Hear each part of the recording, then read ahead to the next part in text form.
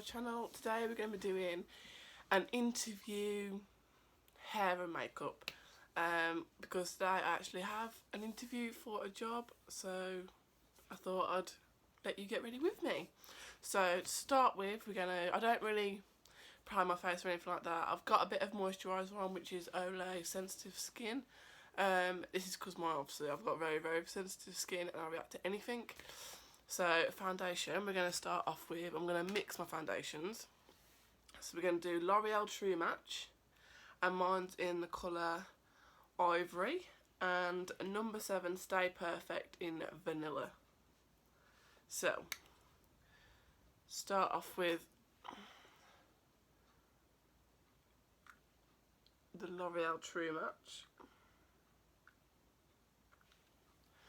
Obviously, as you can see, I'm going through a bit of a skin dilemma. And because I'm running out to the number 7, I'm going to have to scoop the barrel, I think, just to get some out. I don't really use the number 7 that much, but because I don't really know what's going on with my skin at the minute, but it's like a tanned type colour, but it's not white, if that makes sense. Like it normally is. Like I'm normally really pale, but it's not tanned either from the sun, because I don't tan in the sun. So you know my dilemma. And then I'm just pushing that in.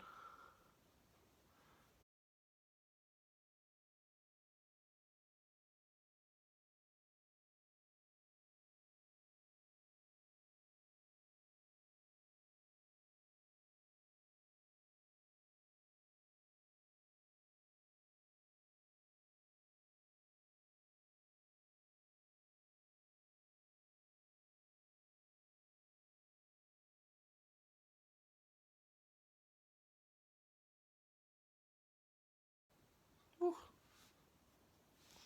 Do you know when you look at yourself in the mirror and you think, oh my god? Sometimes I look like a potato. I really do.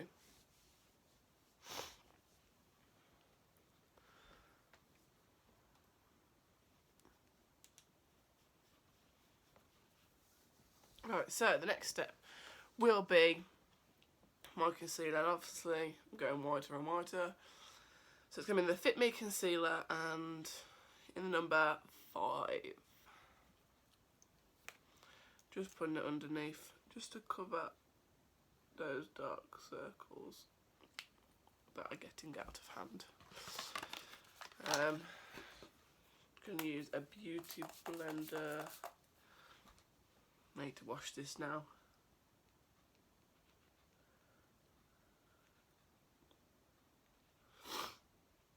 So I sometimes just forget to do it. That is my ish. I'm just using the rest just to push the rest of the foundation in that the brush makes lines with. Right, I'm not too bothered about covering the spots or anything like that. I'm not going for a full coverage today because there's no point. I'm not, you know. Right, so for my cream contour, I've only started using this again. I used this when I was like in primary school. Well, not primary school, high school, should I say. And it's the BB Flawless Complexion Enhancer, and it's the BB Cream in Caramel. It's really good because it's not, it's very liquidy, should I say. It's not coming out now. But it's not extremely full coverage, if that makes sense. So you can build on it and like think, oh my god, I've put too much on, or with this one you can put loads on, but it blends out so well that it just doesn't matter. You've got loads on.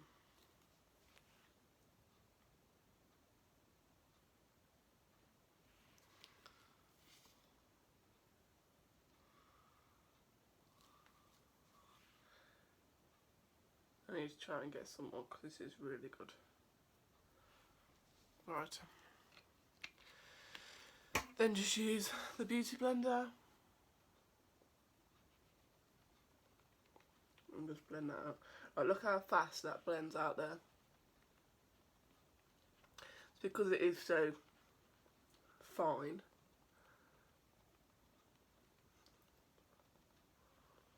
But then it has that natural like contour bronzing shape, which I really like, because I don't like when you have bronzing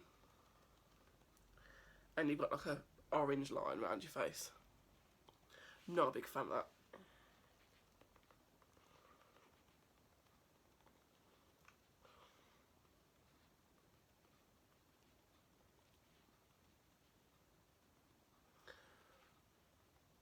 Obviously don't apply any powders until you've finished all your creams, because I made that silly mistake the other day.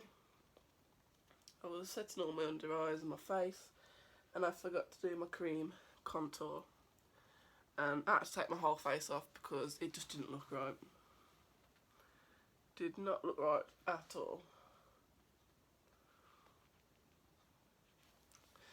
Right, and then it's obviously down to setting. So I use, for the rest of my face, I just use Rimmel Stay Matte in transparent.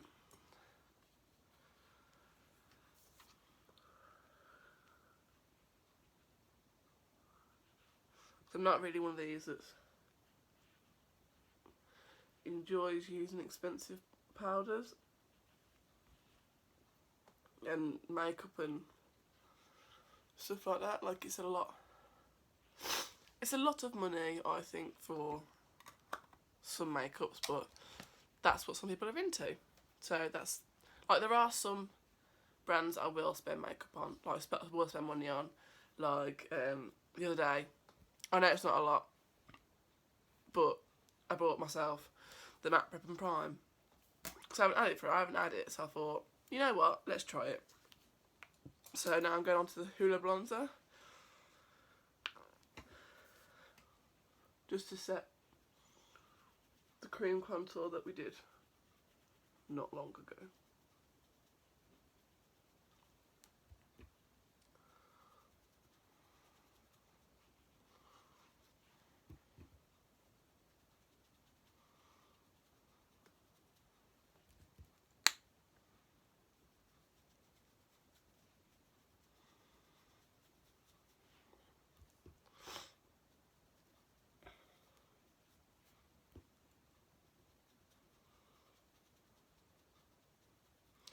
Now with makeup for like interviews and stuff like that, it's about making the first impression, and you don't really want to go with like 6 layers of foundation on and loads and loads of massive eyelashes and stuff like that. Like, it doesn't, unless you're obviously going into the cosmetic industry, it doesn't make that good first impression.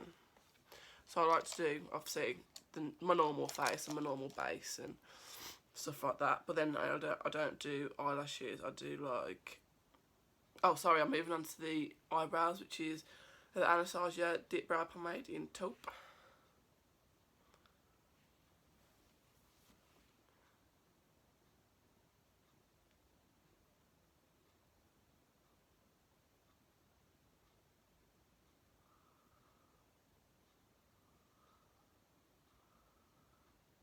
Yes, I don't really do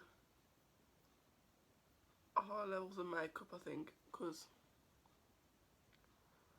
it's all about that first impression, really.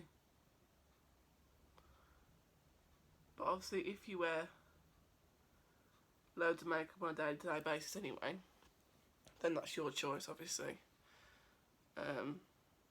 You can go however you want to be fair, but I don't normally wear a lot of makeup on a day-to-day basis, so I only really do loads of makeup when I go out on nights out.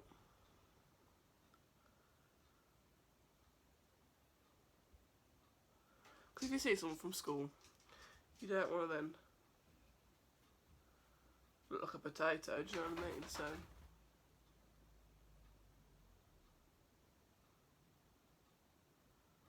it's best to save that until you're looking to attract someone's attention or whatnot. Right, so I then go on to mascara, which I will be using 2 lots of mascara because I like to double coat it. The first one is Benefit Roller Lash. Just creating that first coat.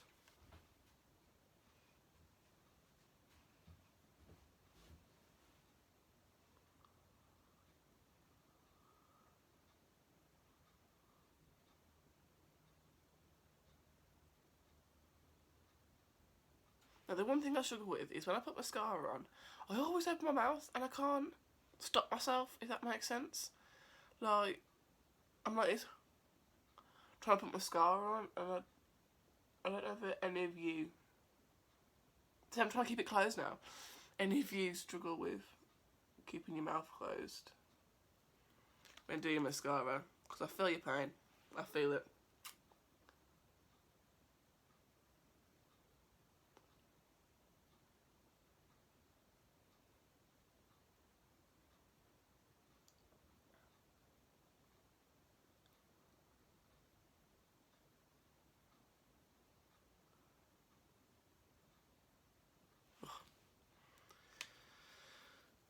So, and the next one is Rimmel Scandalous Reloaded Mascara in black, obviously. I don't really use like different colour mascaras. Like, I don't use like brown mascaras, and when blue mascaras were in, that was a whole new level. That was whole new level.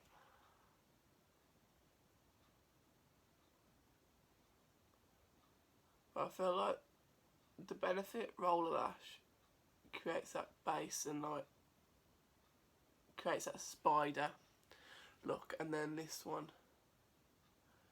just darkens the colour and makes them look a little bit thicker, if that makes sense. So wait for that to dry, because the thing with the Rimmel one is quite wet, which I need to try and find a new one because it's just, I'm not feeling it, I'm really not. And then I'm going to finish off with the MAC Prep and Prime Fix Plus.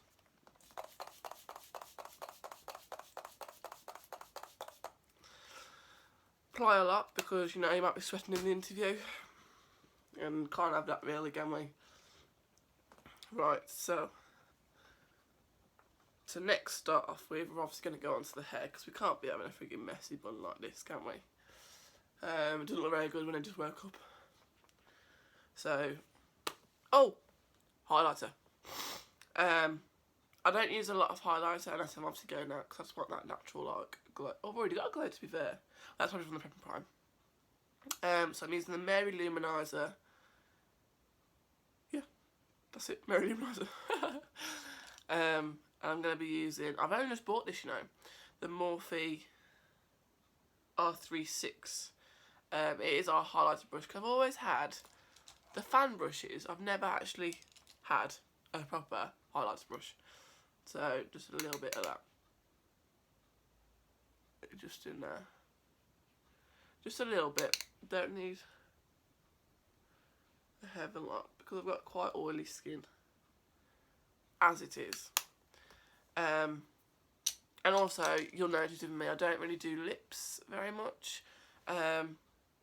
It's because, I don't know if you've noticed, but I do have an issue of biting my lips. So there's no point putting lipstick on for it to be wiped off, basically, from me chewing. So yeah, this is my main. So I'm going to start off with the bit of heat protecting spray. So I use the L'Oreal Alneat spray. So just want to unlock it, obviously, and just spritz that in, and then just brush. Oh, that's naughty, that is. That's the thing when you don't brush your hair in the morning. So my hair falls out so much. So I'm going to be just straightening my hair. So I start off with just separating. And then pin the other lot up. And then brush it through again because I might have missed those knots. And then just get my straighteners. And just start going through. I don't like to have the heat on extremely high, because otherwise, you know, when you run your fingers back through, it really burns. Really burns. Which, to be fair, I have not got time for. So, mess, not mess. So obviously, when you do have your hair for the, I don't know, interview, whatever you want to do, you can either have it down or straight. It depends what you are, what your job is, or what you're going for.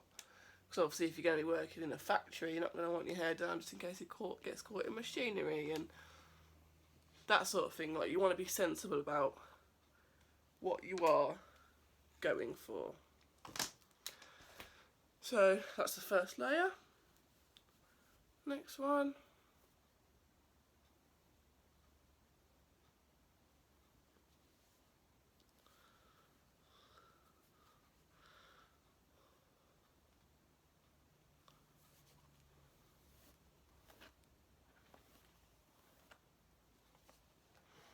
So I do have some exciting news.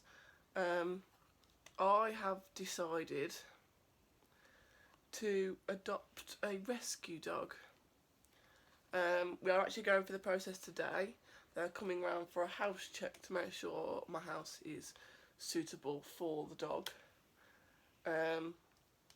But the dog that has been suited for me, because obviously I do currently have a dog which is my brother's, but she's not a rescue, unfortunately. He bought him from a puppy. And it's whether or not the rescue dog can be around my current dog. Because I do have an American Bull Wheeler, which is a Rottweiler and Bulldog. So they're obviously quite big dogs, and it's quite overwhelming at some points, because it is very overwhelming for me when he starts getting playing, because he's still a puppy himself. Like, he's only a year old still, so he's still got the puppy mentality. That he's very boisterous towards other dogs sometimes. But the dog obviously has been allocated to me that is suitable for can be around other dogs and stuff like that. Because that's what I found, majority of rescues can't be around other dogs, which is a shame. But that's just from their upbringing, or past the life that they've had. So, the dog's been chosen. She's called Sadie. She's coming from Romania.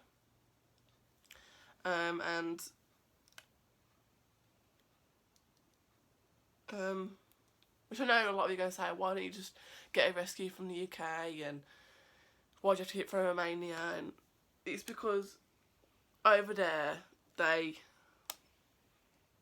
literally just beat and kill them, so there's better chance of them having another life than ours. Like, I know that sounds bad, but the UK rescue dogs last longer in the rescue kennels than abroad dogs do, which is a good thing. They don't just keep them in for 2 weeks and then get rid. And obviously I have looked around the UK rescue centres. Not all of them, because I'm not travelling miles and miles and miles. Which, if I did find a dog, say, in London, which is nowhere near me, and I fall in love with them, and then they're suitable for my family, but I've got to then travel them back, which is obviously then heartbreaking for the dogs having to go into that stressful area of being in a car for so long, and it's just not a nice environment to be in. So I'd rather them have a close home to where they are now, so they don't have to travel much and stuff like that. As obviously this dog's coming in from Romania and going to a local area by me where I live, which is perfect. And then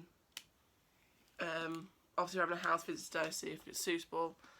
But Sadie can be around any dogs, any age kids, which is my age issue, because obviously if in the future I want my own children, which I do, it is better if my dog can accommodate for that instead of me having to get rid of my dog because of having children. But Sadie is quite a big dog herself. She's a German Shepherd cross. They don't know what she's crossed with. However, she does have the German Shepherd look about her. They said she's not actually big in size, whether that's because she's not been fed properly or I don't know. Whether when we feed her then she's going to shoot up like a rocket, I don't know.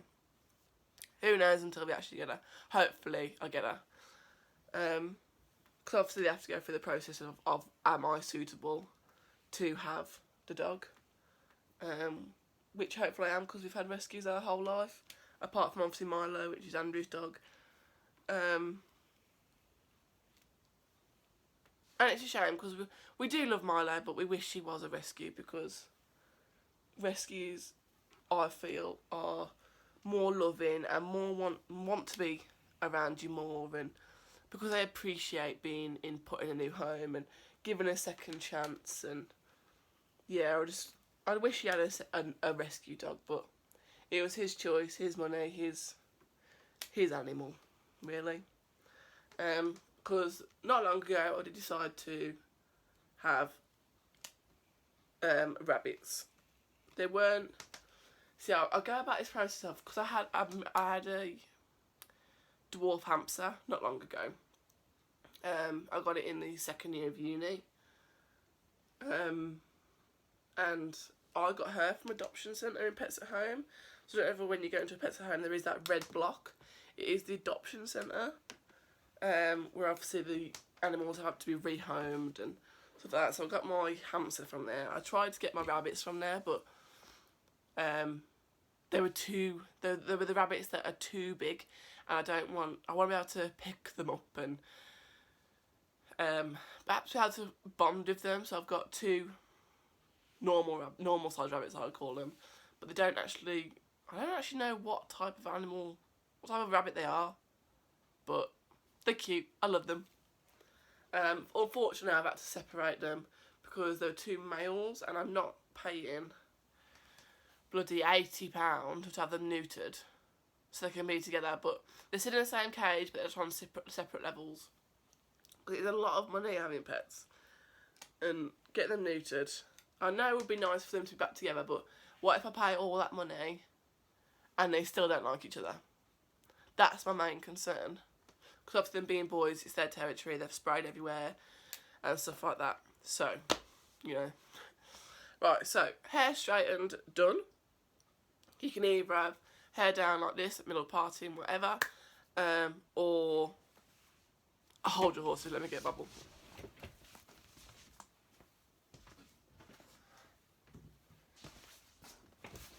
Or you can have your hair half up, half down, whatever you feel, basically.